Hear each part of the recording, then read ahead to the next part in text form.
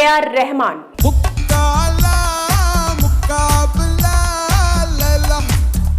3 దశాబ్దాల నుండి సంగీత ప్రపంచాన్ని ఉర్రూతలొగిస్తున్న సంగీత దర్శకుల్లో ఏఆర్ రెహమాన్ ఒకరు.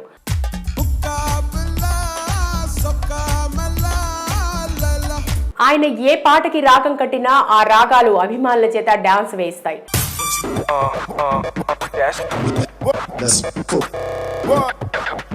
డల్ గా ఉన్న వాళ్లలో హుషారు తెప్పిస్తుంది. అంతటి క్రేజ్ ను దేశవ్యాప్తంగా సంపాదించారు ఆస్కార్ విజేత ఏఆర్ రెహమాన్.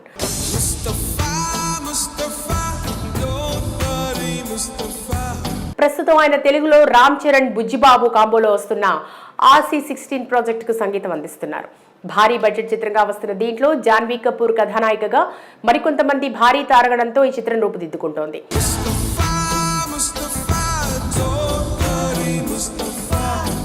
దీంతో పాటు ఏఆర్ రెహమాన్ బాలీవుడ్, కోలీవుడ్లలో ఇంకొన్ని ప్రాజెక్ట్స్లో పనిచేస్తూ బిజీగా గడుపుతున్నారు.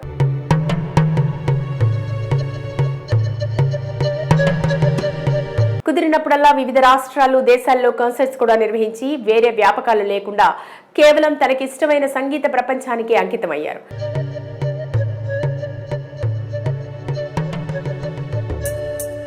ఇదిలా ఉంటే తాజాగా ఏఆర్ రెహమాన్ కుటుంబానికి సంబంధించిన ఒక వార్త మీడియాలో హల్చల్ చేస్తుంది. వారిద్దరి తరపు న్యాయవాది వందనా షా నవంబర్ 19న ఒక ప్రకటన విడుదల చేశారు. ఆయన తన భార్యతో విడాకులు తీసుకున్నట్లు తెలిపారు. ఈ నేపథ్యంలో తాజాగా జాతీయ మీడియా ఇండియా టుడేకి ఇచ్చిన ఒక ప్రకటనలో ఏఆర్ రెహమాన్ భార్య సైరా బాను మాట్లాడుతూ, సంగీత దర్శకుడు ఏఆర్ రెహమాన్ ఆయన భార్య సైరా బాను విడాకులు తీసుకుంటున్నారు.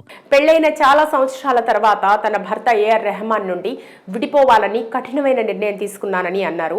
రిలేషన్షిప్ లో ఎమోషనల్ టెన్షన్ కారణంగా ఇద్దరూ ఈ నిర్ణయానికి వచ్చారు అని తెలిపారు.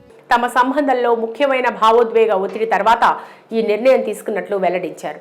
ఒకరిపై ఒకరికి గాఢమైన ప్రేమ ఉన్నప్పటికీ కొన్ని ఉద్రిక్తతలు, కష్టాలు తమ మధ్య అధిగమించలేని అంతరాన్ని సృష్టించాయని తాము కనుగొన్నామని తెలిపారు. ఉద్రిక్తతలు, ఇబ్బందులు వారి మధ్య అధిగమించలేని దూరాన్ని సృష్టించాయి అని తెలిపారు. కలతలను తొలగించి కలిపేందుకు ప్రయత్నాలు జరిగినా అవేవీ సఫలం కాలేదని బాధ, ఆవేదనతో ఈ నిర్ణయం తీసుకున్నట్లు శ్రీమతి సైరా బాను అన్నారు.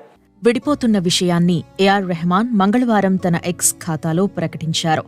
తన జీవితంలోని ఈ కష్టమైన అధ్యాయాన్ని కొనసాగిస్తున్నందున ఈ సవాళ్ల సమయంలో ప్రజల నుండి గోప్యతను ఆమె కోరారు. మా వైవాహిక బంధం 30 ఏళ్లకు చేరుతుందని సంతోషించాం. రెహమాన్ కెరియర్ మొదట్లో హిందువు నుండి ముస్లింగా మారాక రెహమాన్ 1989లో అంటే 23 ఏళ్ల వయసులో ఇస్లాం స్వీకరించారు. తన జీవితంలో చాలా మార్పులు జరిగాయని, అంతకుముందు ఎన్నో కష్టాలను అనుభవించానని, దిలీప్ కుమార్ నుండి ఏఆర్ రెహమాన్ గా పేరు మార్చుకున్నాక చాలా సినిమా అవకాశాలు వచ్చాయని, గొప్ప స్థాయికి ఎదిగానని పలు సందర్భాల్లో తెలిపారు. అనుకోని విధంగా ముగింపు పలకాల్సి వచ్చింది. పగిలిన ముక్కలు మళ్లీ యథాతథంగా అతుక్కోలేవు అని తెలిపారు.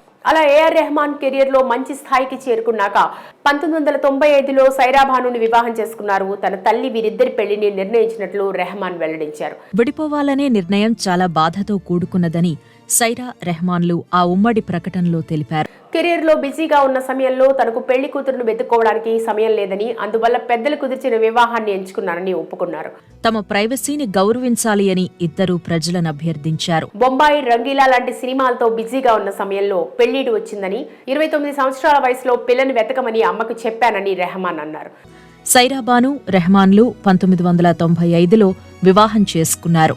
తన మ్యూజిక్ కెరీర్ కి ఇబ్బంది కలిగించని, అర్థం చేసుకునే సింపుల్ అమ్మాయి కావాలని కోరుకున్నట్లు రెహమాన్ తెలిపారు. ప్రపంచవ్యాప్తంగా ప్రముఖ ఆర్టిస్టులతో రెహమాన్ పనిచేశారు. ఆ విధంగా తన భార్యను పెళ్లి చేసుకున్నానని, తమ జంటకి అందమైన 3 పిల్లలున్నారని, 2 కుమార్తెలు ఖతీజా, రహీమా, అమీన్, రెహమాన్ అనే కొడుకు ఉన్నారని తెలిపారు.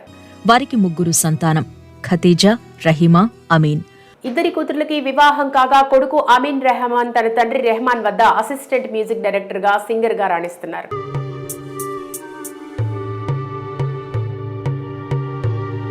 మొత్తంగా ఈ జంట ఇప్పుడు 29 ఏళ్ల సంసార జీవనం తర్వాత బ్రేకప్ నిర్ణయం తీసుకోవడం అందరినీ ఆశ్చర్యపరిచింది. మా వైవాహిక బంధం 30 ఏళ్లకు చేరుతుందని సంతోషించాం. రెహమాన్ అభిమానులకు, ఆయన ఇష్టపడే వారికి నిజంగా ఇది ఒక షాకింగ్ వార్త అని చెప్పొచ్చు.